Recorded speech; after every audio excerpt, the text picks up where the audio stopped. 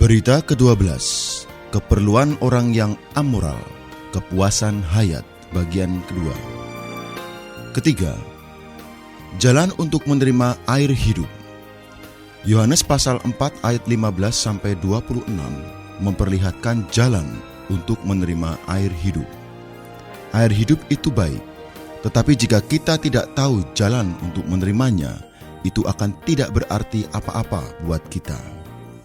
Apa gunanya sesuatu yang menakjubkan dan indah di surga, tetapi tidak dapat kita jangkau? Namun, di sini kita menemukan air hidup serta jalan untuk menerimanya. Pemberitaan Tuhan Yesus itu sederhana, ringkas, dan mantap. Dia tidak memberikan suatu khotbah yang panjang lebar, sekadar berbicara singkat saja. Perempuan Samaria itu sudah tertarik. Saya harap semua orang muda mempelajari cara pengabaran Injil dari Yohanes pasal 4 ini. Pasal ini merupakan contoh yang baik bagi penginjilan. Kita semua harus belajar bagaimana berbicara dengan orang berdosa. A. Orang berdosa meminta air hidup. Perempuan Samaria itu tertarik dan meminta air hidup kepada Tuhan. Kata perempuan itu kepadanya, "Tuan, berikanlah aku air itu, supaya aku tidak haus dan tidak usah datang lagi ke sini untuk menimba air." Yohanes pasal 4 ayat 15. Tuhan adalah seorang penginjil yang ulung. Dia seolah-olah berkata, "Jika engkau tahu siapakah aku, dan jika engkau tahu karunia Allah, dan jika engkau tahu air hidup yang kuberikan, engkau tentu telah memintanya." Perempuan itu segera meminta kepadanya. Bila kita bercakap-cakap dengan orang bodoh, semakin banyak bicara, kita semakin menjauhkan mereka. Tuhan Yesus berbicara dengan sangat singkat, tetapi perempuan itu sudah tertarik sehingga meminta air hidup. B. Juru selamat memberitahu dia jalan untuk menerima air hidup. 1. Bertobat dan mengakui dosa-dosanya. Suami-suami. Ketika perempuan itu meminta air hidup, Tuhan tidak mencela atau menyuruhnya bertobat dan dengan tuntas mengakui dosanya. Tidak, Tuhan berbicara dengan sikap yang ramah dan lembut. "Pergilah, panggillah suamimu dan datang ke sini." Yohanes pasal 4 ayat 16. Tuhan seolah-olah berkata, "Aku menginginkan suamimu." kamu meminta air hidup dan aku meminta suamimu. Mari kita tukar-menukar. Kamu boleh menukar suamimu dengan air hidup." Perkataan ini bertujuan menjamah hati nuraninya dan riwayatnya yang amoral, agar ia berpaling dari dosa-dosanya. Kata perempuan itu, "Aku tidak mempunyai suami." Kata Yesus kepadanya, "Tepat katamu, bahwa engkau tidak mempunyai suami, sebab engkau sudah mempunyai 5 suami, dan yang ada sekarang padamu bukanlah suamimu. Dalam hal ini engkau telah berkata benar." Kata-kata perempuan itu bohong atau benar? Benar namun bohong juga. Ia berbohong dengan kata-kata yang benar. Inilah pembawaan berbohong dari manusia yang telah jatuh. Tetapi Tuhan bersikap sangat lembut, tanpa memarahi dia. Bahkan Tuhan menghargai dia, katanya, "Tepat katamu, bahwa engkau tidak mempunyai suami, sebab engkau sudah mempunyai 5 suami, dan yang ada sekarang padamu bukanlah suamimu. Dalam hal ini engkau telah berkata benar." Yohanes pasal 4 ayat 17-18. Kata perempuan itu kepadanya, "Tuan, nyata sekarang padaku bahwa engkau seorang nabi." Kata-kata Tuhan mengejutkannya. Ia seakan-akan berkata, "Bukankah orang ini orang Yahudi? Dia tidak pernah tinggal di kota kami. Dari mana dia tahu latar belakangku? Siapa yang memberitahu dia bahwa aku telah mempunyai 5 orang suami, dan yang sekarang ada padaku bukanlah suamiku?" Inilah kiat dalam dialog Injil. Janganlah menyia-nyiakan perkataan, melainkan jamahlah hati nurani mereka, bukan dengan mencela mereka, tetapi dengan menyingkapkan rahasia mereka. Karena anugerah Tuhan dan kata-kata yang penuh hikmat, hati nurani perempuan itu terjamah. Cara penginjilan yang tepat adalah menjamah hati nurani orang. Rasa haus perempuan Samaria ini telah menjerumuskan dia ke arah hal-hal yang salah, seperti memiliki 5 orang suami dan hidup bersama orang yang bukan suaminya. Itulah lingkaran kehidupannya. Ia mencari kepuasan dari barang-barang yang kelihatan, namun tidak mendapatkannya. Ke-6 orang laki-laki itu mewakili barang-barang yang kasat mata dan materi, yang mustahil memberikan kepuasan. Di samping barang-barang yang kelihatan, ia juga menuntut kepuasan dalam agama. Walaupun ia sangat sederhana, tetapi amat agamawi. Ia sangat lemah, tetapi anehnya, ia masih bisa berbicara tentang agama. Agama tidak dapat menolong sama sekali. Selain itu, ia masih memiliki tradisi, karena sumur Yakub melambangkan hal-hal tradisional. Ia memiliki warisan tradisional yang ditinggalkan oleh nenek moyangnya. Tetapi ia tak lama kemudian menyadari kehampaan dari tradisinya.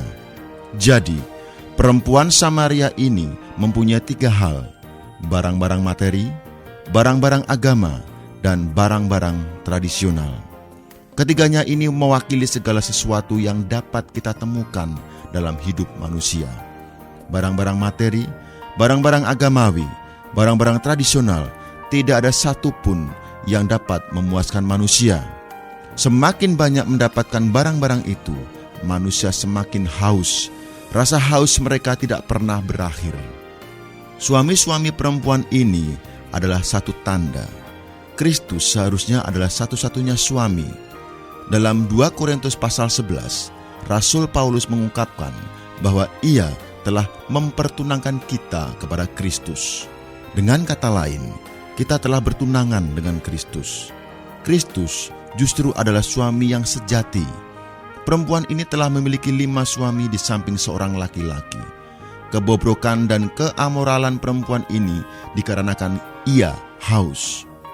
Suaminya yang banyak itu tidak mampu memuaskannya, karena ia selalu tidak puas. Suami yang pertama tidak dapat memuaskannya, lalu ia mencari kepuasan pada suami yang kedua. Tetapi suami yang kedua tidak sanggup memuaskan rasa haus di batinnya. Kemudian ia menikah dengan yang ketiga. Yang ini pun tetap tidak dapat memuaskan dia. Yang keempat dan kelima, tidak terkecuali, sebab hanya air hayat yang ia perlukan. Betapapun banyaknya air duniawi yang ia minum dari suaminya, ia masih haus. Itulah sebabnya Tuhan berkata kepadanya, "Siapa saja yang minum air ini, ia akan haus lagi. Siapa saja minum air dari materi, agama, dan tradisi, pasti akan haus lagi. Hanya Tuhan yang memiliki air hidup yang mampu meleraikan dahaga kita." Suami-suaminya itu melambangkan apa? Mereka melambangkan segala hal selain Kristus. Segala hal selain Kristus bisa menjadi suatu kedosaan. Jika kita bersandar kepada seseorang atau sesuatu selain Kristus, itu mungkin menjadi sangat berdosa. Suami-suami perempuan Samaria ini telah membentuk seluruh hidup kedosaannya. Seperti telah kita lihat, Tuhan menjamah riwayat hidupnya yang penuh dosa itu dengan cara yang penuh hikmat.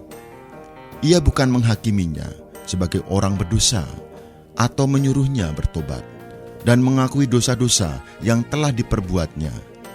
Seperti yang umumnya dilakukan oleh para penginjil, Tuhan tahu segala-galanya. Ia hanya menyuruhnya membawa datang suaminya. Demikian hati nuraninya terjamah. Dengan cara inilah Tuhan menolong dia mengakui segala dosanya serta bertobat. Karena kata-kata Tuhan tentang suaminya mengena di hati nuraninya, ia segera mengalihkan percakapan kepada penyembahan. Hal ini ia lakukan dengan cerdik sekali. Meski ia moral, ia masih berbicara tentang menyembah Allah. Ini cukup membuktikan di mana posisi agama itu sebenarnya. Orang-orang mungkin saja membicarakan agama dan tetap hidup dalam keamoralan. Perempuan ini belum mau mengakui dosa-dosanya, melainkan beralih dari pembicaraan mengenai suami ke penyembahan Allah. Katanya, "Nenek moyang kami menyembah di atas gunung ini, tetapi kamu katakan bahwa Yerusalemlah tempat orang menyembah." Pengalihan topik ini adalah suatu kelicikan dari perempuan Samaria. Soal penyembahan yang dibicarakan oleh perempuan ini sama dengan Yohanes pasal 8 ayat 3-7a dan Yohanes pasal 9 ayat 2-3 yang menyangkut soal benar atau salah yang berasal dari pohon pengetahuan. Namun Tuhan menggiringnya ke roh, Yohanes pasal 4 ayat 21-24, yang adalah milik pohon hayat, Kejadian pasal 2 ayat 9 dan 17. Sewaktu perempuan itu mengalihkan pembicaraan dari suaminya ke penyembahan, Tuhan Yesus langsung mengambil kesempatan ini untuk memberi wahyu kepadanya agar menerima air hayat dengan cara yang tepat. 2. Mengontak Allah yang adalah roh. Perhatikan firman Tuhan mengenai penyembahan. Kata Yesus kepadanya, "Percayalah kepadaku, hai perempuan, saatnya akan tiba bahwa kamu akan menyembah Bapa bukan di gunung ini dan bukan juga di Yerusalem. Kamu menyembah apa yang tidak kamu kenal. Kami menyembah apa yang kami kenal, sebab keselamatan datang dari bangsa Yahudi. Tetapi saatnya akan datang dan sudah tiba sekarang bahwa penyembah-penyembah benar akan menyembah Bapa dalam roh dan kebenaran. Sebab Bapa mencari orang-orang yang menyembah Dia secara demikian. Allah itu roh, dan siapa saja yang menyembah Dia harus menyembahnya dalam roh dan kebenaran." Yohanes pasal 4 ayat 21-24. Perkataan ini mengajar dia agar perlunya menggunakan roh dalam hal mengontak Allah sang roh itu. Mengontak Allah yang adalah roh itu dengan rohnya adalah minum air hayat. Demikian barulah menyembah Allah yang sebenarnya. Dalam perlambangan, menyembah Allah seharusnya 1. Di tempat yang dipilih Allah bagi tempat kediamannya. Ulangan pasal 12 ayat 5 dan ayat 11 serta ayat 13-14 dan 18. Dan 2. Membawa kurban persembahan. Imamat pasal 1 sampai dengan pasal 6. Tempat yang dipilih Allah bagi tempat kediamannya melambangkan roh manusia sebagai tempat kediaman Tuhan hari ini. Efesus pasal 2 ayat 22. Kurban persembahan melambangkan Kristus. Kristus adalah perwujudan dan realitas dari semua kurban persembahan yang dipergunakan oleh umatnya dalam menyembah Allah. Karena itu, sewaktu Tuhan mengajar dia menyembah dengan roh kepada Allah yang adalah roh itu, berarti dia harus mengontak Allah dalam rohnya, bukan pada tempat yang khusus ditetapkan. Dan juga melalui Kristus, tidak memerlukan kurban, sebab Kristus, sang realitas itu telah tiba. Ayat 25-26. Semua bayangan dan lambang telah berlalu. Tuhan Yesus memberitahu seperempuan Samaria itu bahwa Allah itu roh, dan bahwa menyembah Allah adalah mengontak dia. Dan masalah mengontak dia ini bukanlah soal tempat, melainkan soal roh manusia. Ketika ia berkata, saatnya akan datang dan sudah tiba sekarang, berarti zaman telah beralih. Dahulu, menurut hukum Taurat Musa, Allah menentukan umatnya pada tempat tertentu, yakni tempat ia mendirikan kediamannya bagi namanya. Ulangan pasal 12 ayat 5. Semua penyembah Allah wajib pergi ke tempat yang unik. Satu-satunya itu adalah lambang. Kini zaman telah beralih, lambang telah tergenapi. Menurut makna lambangnya, tempat penyembahan bukan lagi masalah tempat, melainkan seharusnya roh manusia, di mana Allah mendirikan tempat kediamannya atas namanya. Hari ini, di manakah tempat yang unik bagi umat Allah untuk menyembahnya? Di dalam roh manusia kita. Menurut Efesus pasal 2 ayat 22, tempat kediaman Allah adalah di dalam roh kita. Mengapa pada zaman dahulu Allah menetapkan umatnya menyembah di satu tempat? Maksudnya ialah untuk memelihara kesatuan. Allah tidak pernah mengizinkan umatnya menyembah di tempat manapun, selain di tempat yang telah dipilihnya. Jika ada orang menyembah di tempat yang lain, pasti kesatuan di antara umatnya akan rusak. Hari ini, di manakah kita dapat memelihara kesatuan ini?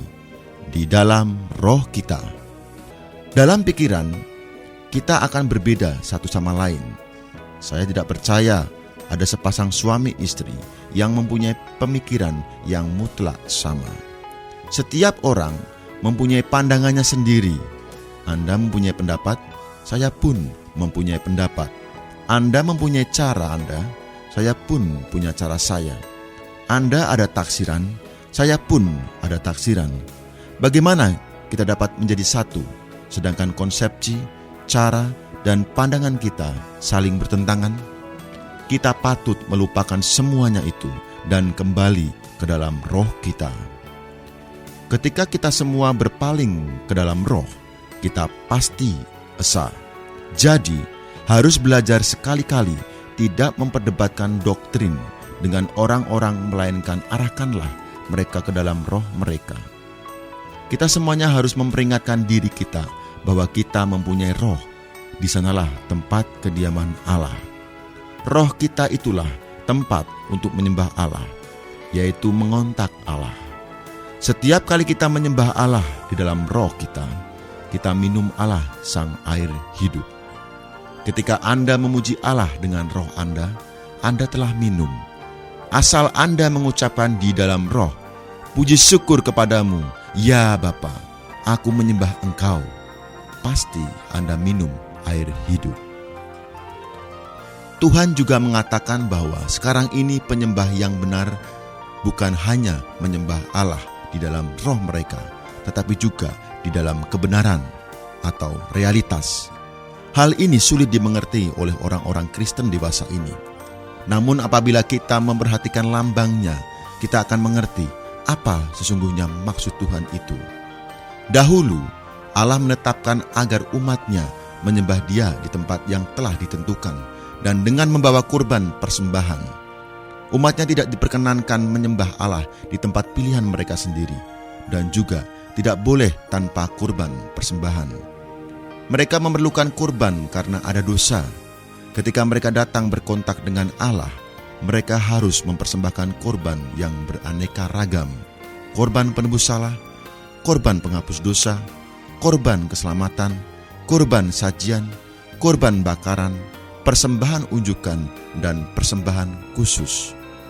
Semua korban ini melambangkan berbagai aspek Kristus. Kristus itulah korban penebus salah kita yang sejati.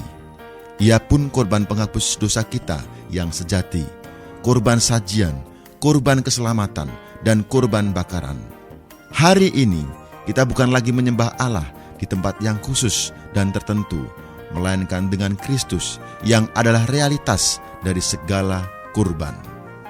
Zaman sekarang atau saat ini kita harus menyembah Allah di tempat satu-satunya, yakni roh kita dengan Kristus sebagai realitas. Bagaimana kita dapat melakukan demikian? Bagaimana kita dapat melaksanakan perkara penyembahan Bapa di dalam roh kita? Misalnya, beberapa saudara berhimpun dengan maksud menyembah Allah, tetapi mereka malah menggunakan pikiran mereka. Mereka mulai membicarakan perkara menyembah Allah dan segera mereka akan bercerai-berai karena perselisihan opini. Saudara-saudara, ini seharusnya menggunakan roh, memuji Tuhan, menyeru namanya sambil memperhatikan apa yang hendak ia lakukan. Mereka tidak seharusnya menggunakan otak mereka dalam pembicaraan. Sebaliknya, mereka harus menggunakan roh mereka melalui menyeru Tuhan. Bagaimana kita melaksanakan yang kedua, yaitu menyembah Allah dengan Kristus? Cara yang tradisional ialah memilih dulu sebuah kidung. Selesai sebuah kidung, lalu memanjatkan doa kepada Bapa yang bertahta di surga. Itu cara agama yang tradisional. Tetapi saat datang menyembah bersama, kita harus menggunakan roh kita. Ketika kita berbuat demikian, pasti Roh Kudus yang bersemayam di batin kita akan mendapat kesempatan untuk bergerak. Mungkin dia akan bergerak di dalam diri seorang saudara untuk memberi kesaksian yang hidup tentang Kristus. Lalu saudara itu bersaksi akan pengalamannya yang hidup terhadap Kristus. Dengan berbuat demikian, dia sudah mempersembahkan Kristus sebagai suatu korban. Ketika Anda bersaksi mengenai pengalaman Anda terhadap Kristus, maka di mata Allah berarti Anda mempersembahkan Kristus kepada Allah. Akhirnya, persembahan yang demikian akan menjadi makanan bagi saudara yang bersaksi dan bagi semua penyembah yang lainnya. Ini bukan penyembahan yang tradisional. Ini adalah penyembahan di dalam roh dengan mempersembahkan Kristus yang kita alami kepada Allah menjadi kepuasannya serta menjadi makanan bagi semua penyembah. Inilah penyembahan yang benar kepada Allah. Semoga Tuhan memberi kesan yang mendalam kepada kita mengenai cara penyembahan yang tepat. Penyembahan yang tepat ialah terus-menerus minum air hidup. Sang roh itu adalah air hidup, dan organ kita untuk minum air hidup ialah roh kita. Setiap kali kita mengontak Allah sang roh hidup dengan roh kita, maka di dalam Putra Allah, Yesus Kristus, kita meminum dia sebagai air hidup. 3. Percaya Yesus itu Mesias atau Kristus, agar beroleh hidup yang kekal. Sekarang kita sampai pada aspek terakhir mengenai cara menerima air hidup. Percaya Yesus sebagai Mesias Kristus. Setelah perempuan Samaria itu mendengar jawaban Tuhan atas pertanyaannya yang menyangkut penyembahan Allah, ia masih mencoba beralih ke topik lain. Katanya, "Aku tahu bahwa Mesias yang disebut juga Kristus akan datang. Apabila ia datang, ia akan memberitakan segala sesuatu kepada kami." Yohanes pasal 4 ayat 25. Perempuan itu seolah berkata, "Engkau telah menceritakan banyak hal kepadaku, tetapi kita masih harus menantikan kedatangan Mesias. Dan ketika ia datang, ia akan menyatakan segala perkara." Alangkah pandainya mencari alasan. Lalu Tuhan menjawab, "Akulah dia yang sedang berkata-kata dengan engkau." Yohanes pasal 4 ayat 26. Dengan perkataan ini, Yesus membimbing perempuan itu agar percaya bahwa dialah Kristus. sehingga beroleh hidup yang kekal. Yohanes pasal 20 ayat 31. Dalam ayat 29 kita nampak perempuan itu percaya. Meskipun perempuan Samaria itu masih berusaha sebisanya untuk menghindari Tuhan, namun Tuhan menangkapnya dengan hikmat. Jangan sekali-kali mencoba mengelak dari tangan Tuhan. Perempuan Samaria itu dibuat bertobat serta percaya kepadanya, sehingga menerima air hidup. Kehidupannya mengalami perubahan yang besar. Sebelumnya, dia benar-benar berada dalam situasi kematian karena dia begitu amoral dan juga masih di bawah pengaruh tradisi agama yang memperhatikan ya atau tidak. Di sini atau di sana, cara ini atau cara itu. Syukurlah, Tuhan menjamah dia dan memindahkan dia dari maut kepada hayat. Tak dapat disangkal, semula ia di bawah pohon pengetahuan, tetapi Tuhan telah memindahkannya kepada pohon hayat. Tuhan telah mengubah kematiannya menjadi hayat yang kekal. Tuhan mewahyukan kepadanya bahwa kepuasan yang sejati dalam hidup manusia adalah Tuhan sendiri. Tuhan telah mewahyukan kepadanya 3 aspek atas dirinya. Dia adalah karunia, pemberi karunia, dan jalan untuk memperoleh karunia. Paling sedikit, Tuhan telah menyebutkan 3 hal mengenai dirinya. Dalam ayat 10, dia berkata, "Jikalau engkau tahu tentang karunia Allah." Ini menunjukkan bahwa karunia Allah adalah Tuhan sendiri menjadi hayat yang kekal. Ia juga memberitahu dia, "Engkau telah meminta kepadanya, dan ia telah memberikan kepadamu air hidup." Ini menunjukkan bahwa Tuhan sendiri adalah pemberi karunia. Terakhir, dengan pembacaan yang teliti, kita akan menemukan bahwa jalan bagi perempuan itu untuk mendapatkan karunia itu ialah mengontak atau meminum sang pemberi itu sendiri. Keempat, kesaksian yang hidup dengan tuaian yang mengagumkan. A. Orang dosa percaya, dipuaskan, meninggalkan segala yang dulu mendudukinya, serta bersaksi. Sesudah perempuan itu mendengar bahwa Tuhan Yesus justru adalah Kristus yang telah datang, maka percayalah ia. Hayatnya mengalami perubahan yang besar. Ia meninggalkan tempayannya, lalu masuk ke dalam kota, sambil memberikan kesaksian yang hidup kepada banyak orang. Kesaksian ini menghasilkan suatu tuaian yang mengagumkan. Yohanes pasal 4 ayat 28-42. Menurut konsepsi alamiah kita, menyelamatkan orang dosa memerlukan waktu. Konsepsi semacam ini patut kita buang. Manusia bisa saja diubah dalam sekejap mata. Tuhan dapat mengubah seseorang dengan cepat sekali, karena Dia yang membuat yang tidak ada menjadi ada, sama seperti yang dilakukannya pada waktu penciptaan, tanpa adanya unsur waktu. Menurut konsepsi kita, seorang yang berdosa memerlukan waktu untuk mempertimbangkan, percaya, dan berpaling. Konsepsi ini merusak penginjilan kita dan membuatnya lemah. Kita harus mempunyai iman bahwa ketika kita berbicara dengan orang, Tuhan pun sudah bekerja dengan penuh kemenangan. Perempuan Samaria ini telah berpaling dalam sekejap mata. Pada masa silam, pernah terjadi banyak orang yang berpaling secara demikian melampaui iman kita. Cara Tuhan mengubah orang adalah dalam roh, secara hayat, bukan secara pendidikan. Pendidikan perlu waktu, mengajar orang perlu waktu.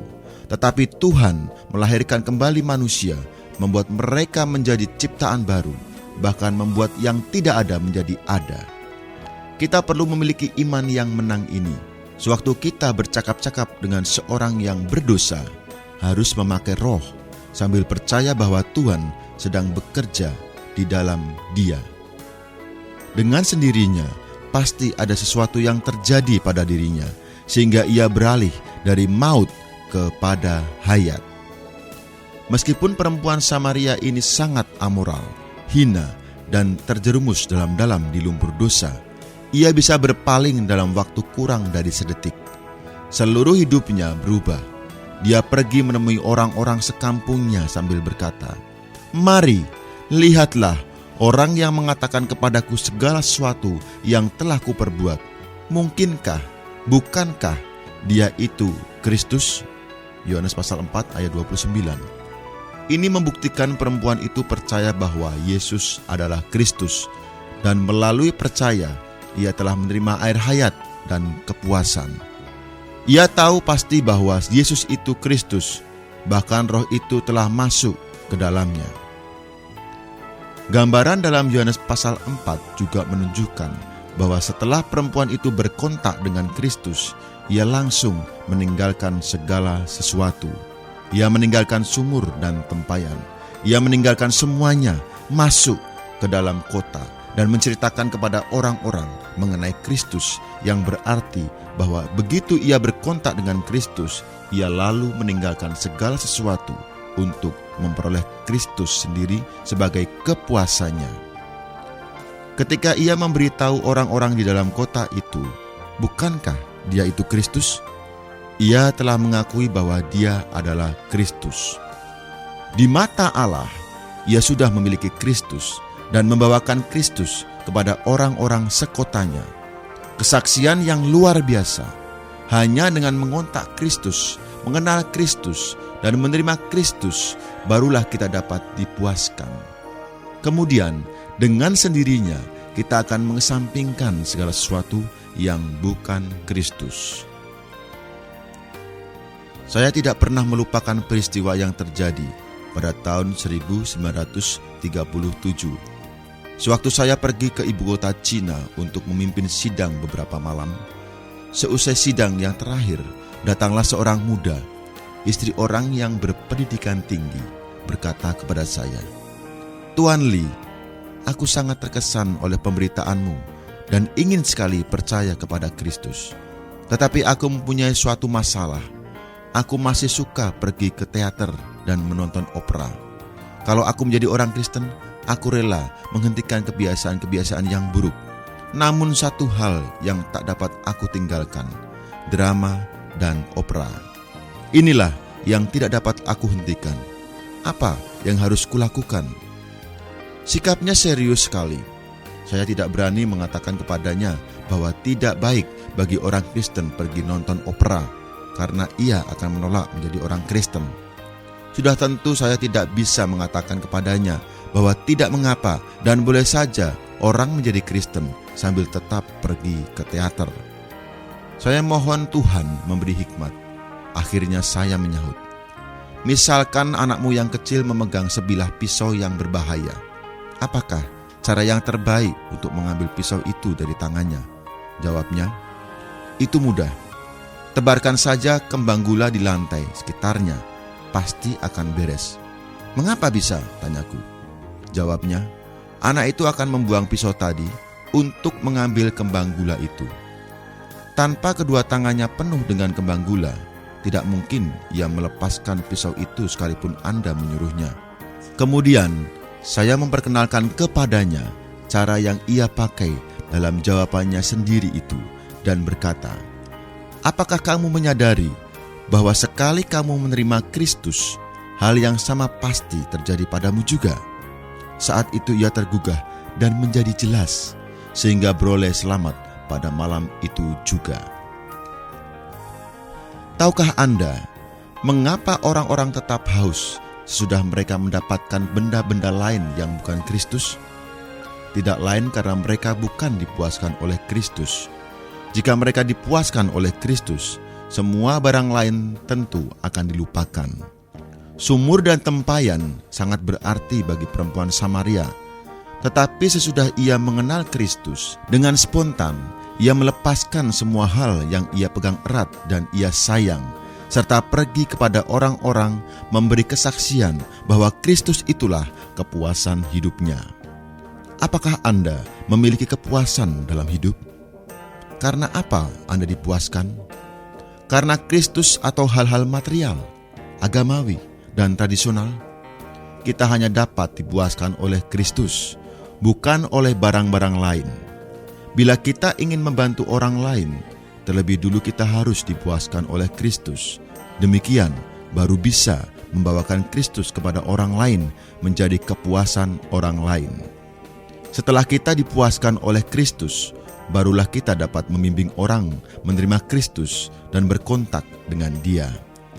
Perempuan Samaria itu bukan membawakan doktrin Kristus kepada orang-orang sekotanya. Terlebih dulu ia mendapatkan Kristus, kemudian datang kepada mereka dengan Kristus. B. Juru selamat dipuaskan karena melakukan kehendak Allah dalam memuaskan orang dosa. Dalam peristiwa perempuan Samaria, terdapat gambar tentang seorang dosa yang haus dan Kristus yang haus dan lapar. Keduanya merasa lelah karena telah menempuh jarak yang jauh untuk mendatangi sumur itu. Akhirnya, Tuhan Yesus dan perempuan itu saling bersimpati. Mereka berdua haus dan lelah, dan Tuhan bahkan merasa lapar. Karena lapar, Tuhan menyuruh murid-muridnya pergi membeli makanan. Dia juga merasa haus, sehingga ia minta minum kepada perempuan itu. Tetapi sangatlah aneh, mereka telah dipuaskan tanpa makan atau minum. Orang dosa dipuaskan oleh juru selamat, dan juru selamat dipuaskan oleh orang dosa yang diselamatkan. Kita tahu hal ini berdasarkan fakta bahwa perempuan itu meninggalkan sumur dan timbanya, masuk ke kota untuk memberitakan Kristus. Begitu puasnya dia, sehingga orang-orang berdatangan ingin melihat apakah dia itu Kristus. Kita tahu bahwa Tuhan Yesus juga sudah puas dari jawabannya kepada murid-muridnya yang kembali dari membeli makanan dan mempersilahkan dia makan. Padaku ada makanan yang tidak kamu kenal. Yohanes pasal 4 ayat 32. Ketika murid-muridnya bertanya satu sama lain, apakah ada orang yang telah memberinya makanan? Dia berkata kepada mereka, makananku ialah melakukan kehendak Dia yang mengutus aku dan menyelesaikan pekerjaannya. Yohanes pasal 4 ayat 34. Makanan Tuhan ialah melakukan kehendak Dia yang mengutus Tuhan. Artinya, makanannya adalah menyelamatkan dan memuaskan orang dosa. Kita, orang-orang dosa ini, adalah kepuasan juru selamat. Kelaparan Anda menandakan Tuhan sedang lapar, dan kehausan Anda menandakan Tuhan sedang haus. Tetapi ketika Anda dipuaskan, Tuhan pun dipuaskan. Asal masih ada orang dosa yang haus, Tuhan tetap merasa haus di surga. Kalau orang-orang dosa dipuaskan, baru juru selamat merasa puas. Tuhan telah datang ke Samaria dengan satu tujuan, mencari orang dosa dan memuaskan dia. Dengan melakukan ini, ia telah melakukan kehendak Allah. Melakukan kehendak Allah adalah makanan dan kepuasannya. C. Tuaian yang luar biasa telah dituai. Dalam ayat 35, Tuhan berkata, bukankah kamu mengatakan, 4 bulan lagi tibalah musim menuai? Tetapi aku berkata kepadamu, lihatlah sekelilingmu, dan pandanglah ladang-ladang yang sudah menguning dan matang untuk dituai. Tuhan berkata kepada murid-muridnya bahwa ladang sudah menguning. Sejak saat ini, mereka harus pergi menuai tuaian. Prinsip tersebut berlaku juga pada hari ini. Sekali-kali jangan mengatakan bahwa kini bukanlah waktunya menginjil. Jika kita melihat ke ladang, kita akan nampak bahwa ada sejumlah orang yang sungguh-sungguh haus akan Kristus. Kita perlu membawakan Kristus kepada mereka dan membawa mereka kepada Kristus. Inilah cara menuai mereka bagi Kristus. Tuhan mengatakan, sekarang juga penuai telah menerima upahnya dan ia mengumpulkan buah untuk atau kepada hidup yang kekal. Ungkapan kepada hidup yang kekal di sini dalam bahasa aslinya sama dengan sampai pada hidup yang kekal dalam ayat 14. Perkataan ini digunakan 2 kali oleh Tuhan dalam pasal yang sama. Kali pertama, Dia mengatakan bahwa jika kita menerima Dia akan menjadi pancaran air atau mata air di dalam kita yang terus-menerus memancar atau meluap sampai pada hidup yang kekal. Yohanes pasal 4 ayat 14. Kristus akan menjadi mata air di dalam kita yang terus-menerus memancar sampai pada hidup yang kekal. Kali kedua, dia mengatakannya ketika mendesak murid-muridnya untuk pergi dan menuai tuaian yang dikumpulkan kepada hidup yang kekal. Kata lain, setelah kita beroleh selamat dan dipuaskan oleh Kristus, kita harus membawa orang-orang ke hadapan Kristus sampai kepada hidup yang kekal. Mula-mula kita sendiri harus menerima Kristus sampai kepada hidup yang kekal. Kemudian kita mengajak orang lain menerima Kristus sampai kepada hidup yang kekal. Ada satu Kristus untuk Anda terima sebagai mata air di dalam Anda yang meluap sampai kepada hidup yang kekal. Dan ada satu tuaian yang perlu Anda tuai sebagai buah sampai kepada hidup yang kekal. Perempuan Samaria ini telah melakukan kedua hal ini. Di satu pihak, dia telah menerima Kristus sebagai mata air batiniahnya sampai kepada hidup yang kekal. Dan di pihak lain, dia pergi ke ladang tuaian dan mengumpulkan orang-orang sebagai buah kepada hidup yang kekal. Dalam ayat 36 dan 37, Tuhan menyinggung tentang penaburan. Siapakah penaburnya? Yohanes Pembaptis tidak pergi ke Samaria. Ada orang berpikir bahwa beberapa murid Yohanes atau murid Tuhan Yesus yang pergi ke Samaria dan menginjil sebelum itu. Saya tidak percaya hal itu. Kita boleh percaya bahwa benih telah ditaburkan melalui perjanjian lama. Orang-orang Samaria telah akrab dengan kelima kitab yang pertama dari perjanjian lama. Karena itu, mereka memiliki pengenalan terhadap Allah dan juga mengenai Mesias, Kristus, walaupun tidak terlalu jelas dan menyeluruh. Orang-orang Samaria tidak sama dengan orang-orang kafir. Melalui perjanjian lama, mereka telah memperoleh sedikit pengetahuan tentang Allah dan Kristus. Saya yakin bahwa itulah benihnya. Ya, itu pasti Roh Tuhan yang serba ada, yang bekerja di atas perempuan Samaria ini. Bila dia ini sama dengan orang-orang kafir tanpa pengetahuan Alkitab sedikit pun, maka saya yakin pekerjaan itu tidak akan terjadi atasnya seefektif dan secepat itu. Tuhan Yesus tidak perlu mengatakan sesuatu sampai dia yang mengatakan hal itu lebih dulu. Perempuan itulah yang memulai percakapan mengenai Allah dan Kristus. Tuhan Yesus tidak bertanya, "Hai perempuan, apakah kamu percaya ada Allah? Apakah kamu mengenal Kristus?" Tuhan hanya meminta minuman dari dia. Ketika dia mencela Tuhan karena meminta minum kepada perempuan Samaria, Tuhan malah berkata kepadanya tentang karunia Allah. Kita nampak hal ini dari firman Tuhan, bahwa perempuan itu telah tahu sedikit tentang Allah dan Kristus. Itulah fungsi yang ditimbulkan oleh kelima kitab. Yang pertama pada perjanjian lama. Kelima kitab itulah yang ada pada mereka. Jadi, sebelum Tuhan Yesus dan murid-muridnya datang, sejumlah orang telah dipersiapkan. Hal yang sama terjadi di Amerika Serikat. Benih telah ditaburkan di setiap kota. Kita harus nampak bahwa tuaian telah benar-benar matang dan sudah boleh dituai. Banyak orang telah dipersiapkan oleh ministry yang lain dan oleh hamba-hamba Tuhan sepanjang waktu yang lampau. Banyak orang yang hati dan rohnya telah dipersiapkan untuk berkontak serta menerima Kristus sebagai kepuasannya. Namun mereka tidak tahu bagaimana melakukannya. Di Amerika Serikat, bahkan orang-orang yang tidak percaya dan yang ateis mengetahui juga sedikit tentang Allah dan Kristus. Mereka pernah mendengar tentang keselamatan. Yang perlu kita lakukan tidak lain adalah menuai apa yang telah ditaburkan itu. Perempuan Samaria itu bukan pergi dengan doktrin tentang Kristus kepada orang-orang sekotanya. Mula-mula dia mendapatkan Kristus dan kemudian membawakan Kristus kepada mereka. Ayat 39 mengatakan, banyak orang Samaria dari kota percaya kepadanya karena perkataan perempuan itu yang bersaksi. Melalui kesaksian yang hidup oleh perempuan Samaria, lebih banyak orang dosa dibawa ke hadapan Tuhan.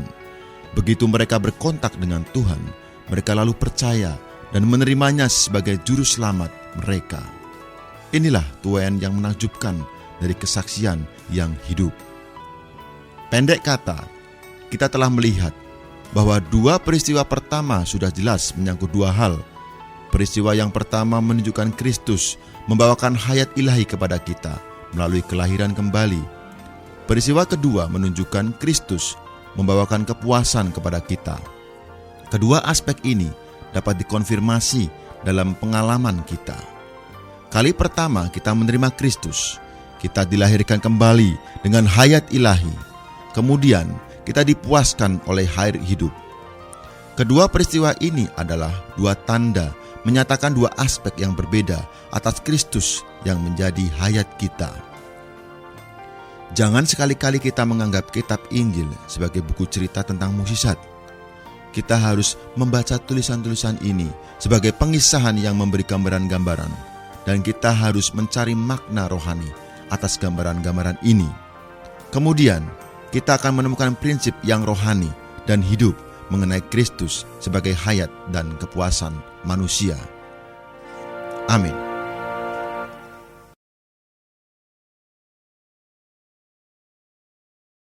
Sepuluh gerakan penting untuk lansia.